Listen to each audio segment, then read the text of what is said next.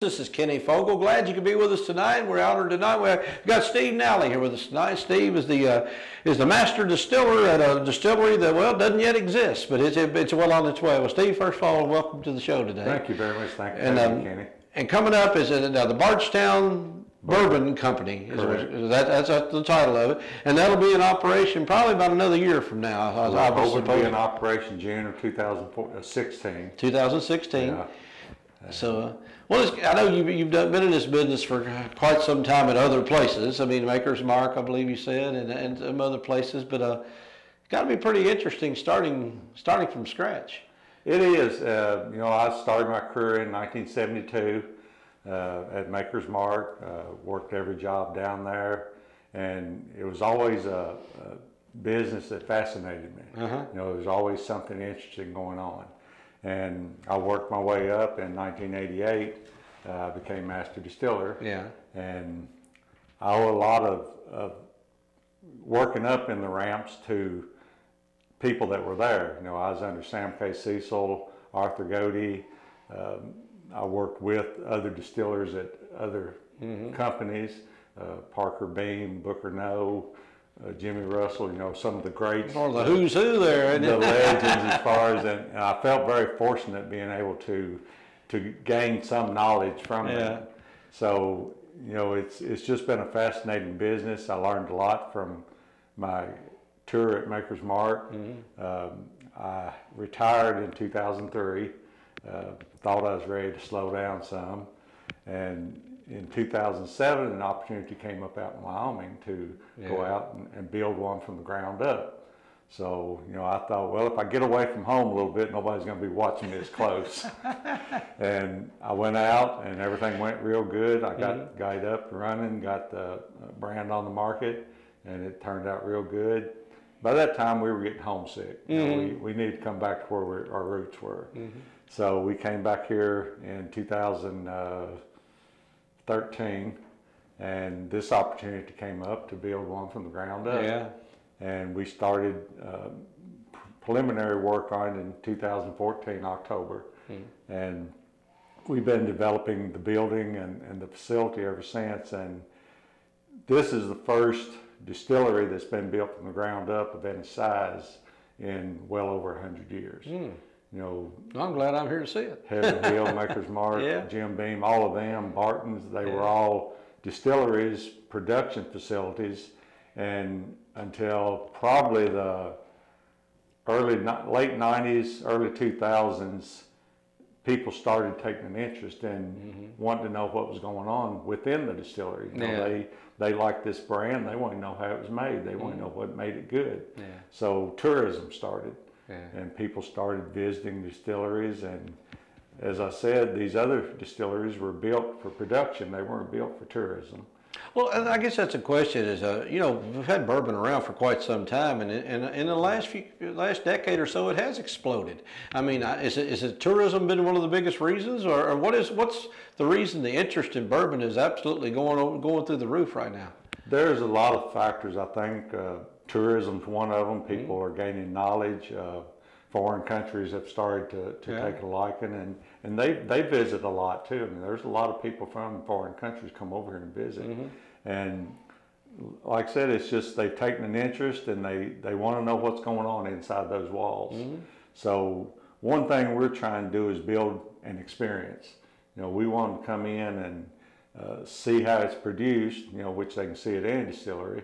But I want to take them a little bit farther. I want to get a microscope and show them what the yeast cells look like working, what the sugar content in it, how everything looks, grain flowing through the pipes.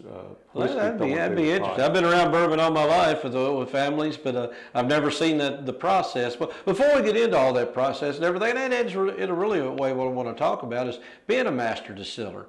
I know on the Waltons, the ladies call it the recipe. So basically, is that what basically a master distiller does? Do you develop the recipe? What does a master distiller actually do? Well, it's a really broad range. One day you might be sweeping the floor. Next day you might be developing a recipe. The next day you might be out talking to the farmer to grow the grain you want. So, you know, you could sit here and talk for a day about what the master distiller's duty are. Yeah. And it comes down to just trying to develop a product and keep it consistent. If the process is carried on the same way, day after day after day, then you keep your quality up. Yeah. Well, are you going for taste? Are you going for what are you looking for when you look to develop a recipe? What do you look as the end result? You look for the taste that you're going for, you know, and the consumer, they have a wide range of taste. You know, one person likes something a little sweeter, one likes it a bolder taste, one likes more woody. You know, it's just, you know, when somebody asks me what the best distiller or best bourbon out there is, I say, well, it's the one you like. You know, That's true. You know, I don't like the same thing that you would like. Yeah. You know, it's each individual's taste, and once I develop the process, you know, I try to get something that's not going to really be harsh on the forefront of your taste buds. Yeah. You know, something that goes down easy and that you don't have a long lingering taste that carries on. So that's what I'm shooting for, and basically the distillation is similar in all distilleries. You know, you take the grains and you select different grains to get a different taste profile, but you convert the starches to sugar, you ferment them, you distill the alcohol off of them, and you put it in the barrels, and there's a million things you can do after it goes in the barrels. You can rotate, you can do a different char on the barrel, you can do a different, well, bourbon has to be white oak wood, new charred white oak wood, so that is a constant, but you can do different depths of char, and there's just a ton of things you can do. You almost have to be a farmer in a way too, to understand the grains and understand what you're looking for. I mean, you just don't want to take anything that comes in the door. Right, right. And you know, you've got a basic guideline. If you're developing a bourbon, then you have to be at least 51% corn. You cannot distill over 160. You know, there's certain restrictions or requirements that you have to meet. But other than that, then you can, you know, very often do whatever you want. Now, we'll go into a little bit about the difference. I mean, there's some bourbon that's absolutely high quality. You know, you're talking several $100s a bottle, and there's some you can get for $5 a bottle. What's the difference there? Is it difference in the distilling? Is it different in aging? Or is it a combination of everything? It's a combination of everything. The distilling process is the formulation of grains, the cooking process. The yeast is a very important ingredient in the fermentation. It'll give, you know, yeast is probably more prevalent in winemaking because they get different flavor profiles, but it's just as important in producing bourbon. You know, some distilleries have 5 or 6 different yeasts that they will either use individual or mishmash together to develop a recipe.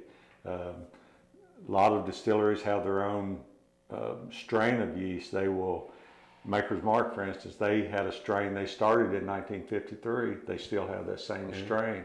They keep regenerating. Now, is all this pretty, I'm assuming it's somewhat confidential, like the Colonel Sanders Kentucky Fried Chicken. You don't want to give away all the herbs and spices, but well, you give out the basics. You know, almost all distilleries give out mash bills, which is the combination of grains used. Yeast is usually kept under lock and key. That's very confidential. The internal process, rotations, the time that it's aged in a certain spot in the warehouse, that's usually confidential.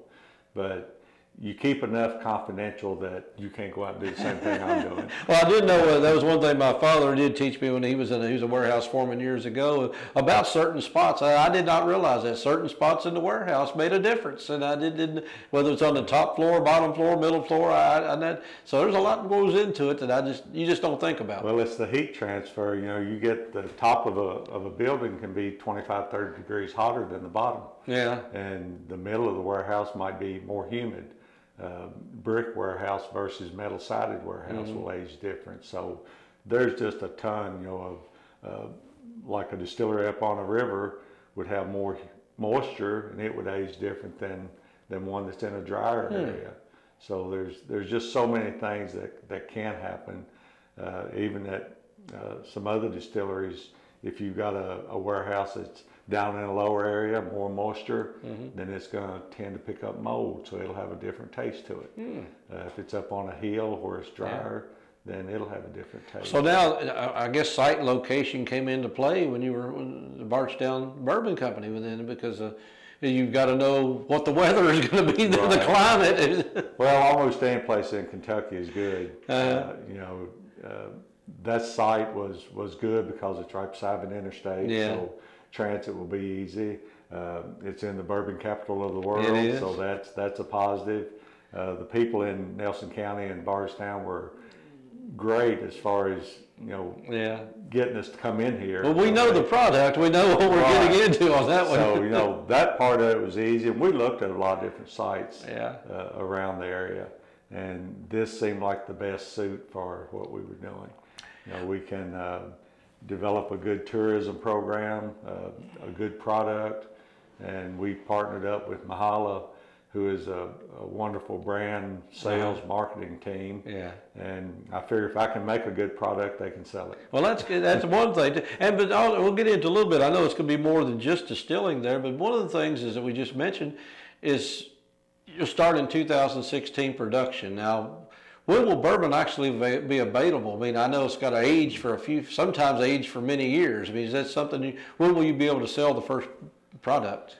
There are several stages, to get a premium product, usually about 6 years of aging. There are some other things you can do to develop, and that's where Mahala will come in. They will know the market, they know what the consumer is looking for, and we can develop other products. So you're going to be working for several years before you can actually start seeing a return. Yeah, that's scary. Well, it seems like a long time, but my previous engagement, I thought 4 years, 5 years was going to be forever. It came around pretty soon. So, we were happy we waited that long, and we'll be happy we wait a while on this. Absolutely. To get the premium product. Now, how many warehouses are you going to have here now, just to start out? We will start out with one, and then we will our projected goal right now is to have 6. But as everybody else in the area is just scrambling to build warehouses, there'll be more than that. So eventually the 100 acres will be full. And we're planning on developing, to go with the distillery and visitor experience, we're planning on developing an event center and possibly a high-class hotel. Oh, really? There's some areas. I think some like a museum or something. I guess that'd be a gift center or something like that, as you mentioned. But the hotel, and so that'd be you really will have the whole experience in, won't you? Right. So if we bring people in, and we're going to offer different levels. There'll be a high-end tour. And then we want to get, if somebody's really interested and want to get in depth, then they can stay for a day or two, and I'll take them through the whole process. I just live right down the road, but I might come spend some time in the hotel. That'd be interesting to come see. Please do, please. We're really excited about it, and I think it's going to be a great adventure. Dave and them are great to work with, and Mahala, they seem to be great. What I've met them. And I think it's going to be a great adventure. Well, I know you probably already got in mind basically what you're going to do. I mean, as far as the type of product you want to get on the market, but have you got several different types of products you're going to get on the market? I know you're not going to just have one brand. It's probably going to be several brands, won't it? Right now, I'm focusing kind of on the premium product, and then there will be variations of the mash bill or the amounts of grain to go into it. I'll work with the farmers. In fact, I've already started for next year to grow the grain that I want. We're going to do a conventional grain, not a GMO, or it's just a better quality, I think. So I've already worked with them, and they will have the grain. So you'll be getting stuff, local products then? We're going to try to get everything we can right here in this area. And there's enough grain farmers here that we shouldn't have any problem getting it. In fact, the land we have out there now, the people that are farming it, they're growing some grain, farming to use next year. So we'll have our own grain grown on our own land. That's wonderful. Well, I've seen the diagram already. If it looks like what it's shown on the diagram, just coming down the Bluegrass Parkway, it's going to be quite a sight to see. It's going to be a very, very different landscape than any distillery you've ever seen. There's going to be a lot of glass in it. It's going to be very visible, that you can see. We're thinking about putting glass in one corner of the warehouse where you can actually see barrels setting in the ricks, aging. Yeah. The distillery itself, you'll be able to see the steel tower. We're putting some glass in the steel column so that you can actually see the product coming down through the steel. And those are the types of things that people are really curious. You try to explain how things are set up, but until they can see it, then they're not really sure. Has the process really changed much since you first got into it? I mean, more computerized or is it basically the same way you've done things for the last 40, 50, 60 years? The internal part of it is pretty much exactly the same as it's been for 200 years really? Or more. Yeah. You computerize to have less manpower. Yeah. So you make a computer where one person can run the whole show. Yeah. But the internal part of it's pretty much exactly the same. I mean, you still got the copper coils. You got the copper coils, and well, now they have copper tubes in the condensers instead of coils. But look, basically, you heat up, vaporize the alcohol, cool it back down, turns back to liquid, put it in the barrel, and let it set. Yeah, a lot of people don't realize when you first get it, it comes through, it comes out clear.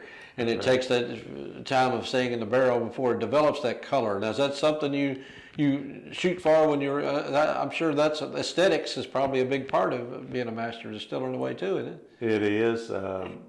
You develop the color as the product heats up, it expands and goes into the wood. When it cools off, it contracts, comes back out. So actually this whole thing only takes place once a year. Really? So that's why it has to stay in there so long. It's about like dipping a tea bag in a cup of water. Yeah. It takes several dips to get color to right. it. But each time it does that, it picks up flavor from the wood and color, and it just mellows it out. And also the distiller can control the amount of color and the flavor to some extent by the depth of the char. The char is rated from a toast to a number 4 or 5 char, which is just a deeper burn into the wood. And the more char you get, the darker color you're going to get. You still end up, all of the color, when you char the wood, there's a caramelized layer behind the char and the wood that every time that passes through, it picks up some color out of that caramelized sugar. So that's part of the intricacies of aging. You do a little something different to the barrel, and I can put 2 barrels out of the same distillation in the same warehouse side by side, and the little bit of difference in the wood could make it a little bit different. I know they got the different kinds. They got what they have single malt. What is it called? Single barrel. Single barrel. Now, what's the difference between single barrel and just a not single barrel? I guess. What does single barrel mean? Generally, you'll take, depending on what size batches you do, but you'll take 100, 150, 200 barrels, dump them, mix them together in a tank, and reduce them to whatever proof and bottle them. Yeah. A single barrel, all of the whiskey that's in that bottle comes out of one barrel. And that's the complicated thing about single barrels, is trying to pick barrel to barrel to barrel that have the same taste. Because each barrel is a little different, so it's very, very tough to do that. Yeah. And it's a big thing right now to have the single barrel. And that's the difference, though, is just the number of barrels that's blended together to make a batch. Well, it's fascinating just listening to what you're doing, and I'm looking forward to coming out there and spending some time and going through watching the process. So when you get that started, we certainly want to come through and take a look. Well, please do. You're welcome anytime you want. There's not much out there right now. Right now. Concrete, but the building should come in middle of next month, so you'll start seeing something come up out of the ground. And if everything goes right, we don't have a winter like we did last year.